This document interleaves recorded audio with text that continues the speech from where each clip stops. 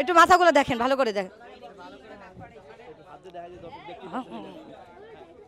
দর্শক দেখেন, এই যে একদম পুরো দেশি গরুর মতো শিং, কিন্তু দেখা যাচ্ছে নাক দেখছেন, এই যে একটা মাথা, এই যে একটা মাথা, আর নাক দেখেন আপনারা, ভালো করে দেখেন। এটা হা করে না কেন? আর অন্য অন্য গরুর থেকে আর জিবলাটা একটু অন্যরকম দেখেন, ওই যে দেখেন পুরাই একটু আজীব রকমের লাগে। চায়নার গরুর রংটা আপনি দেখবেন একবার, যে একদম বাঘের মতো ডোরা কাটার। হ্যাঁ, দেখলে অনেকেই ভুল করবে এটা বাঘ না গরু, বাঘ না গরু। তো চায়নার গরু 2 মাথাওয়ালা গরু, আর যদি দেখতে চান অবশ্যই আসতে হবে গাবতলী হাটে, আর যদি কেউ নিতে চান চড়া দামে তো সেটাও আসতে হবে গাবতলী হাটে।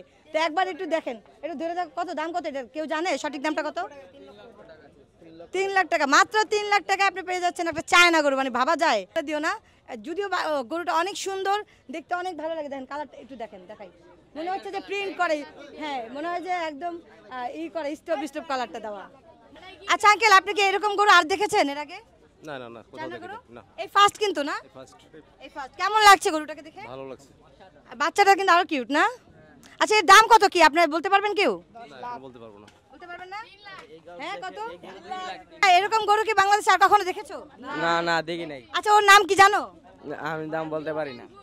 হ্যাঁ, আচ্ছা, তোমরা ভালোবাসে কি ডাকো রে? মাহিনা সিং ধোনি। কি নাম? বলো বলো, তুমি বলো ভাইয়া। মাহিনা সিং ধোনি। ধোনি না জনি? ধোনি। ধোনি। আচ্ছা, সে ধোনি মহেন্দ্র সিং ধোনি আর কি নাম। যাই হোক, নামটা তো জেনে গেলেন। ওর চোখগুলো দেখেন, বাচ্চা একটা চেহারা, লুকগুলো দেখছেন খুবই মায়াবী, মানে আমার ফার্স্ট লাইভের। আর বাচ্চাটা যে কি কিউট রে বাবা, 2টি মাথা 4টি নাক, এই আজব গরুর সন্ধান শুধু এক জায়গায় পাবেন, সেটা গাবতলী গরু হাটে আসলে। একটু মাথাগুলো দেখেন, ভালো করে দেখেন।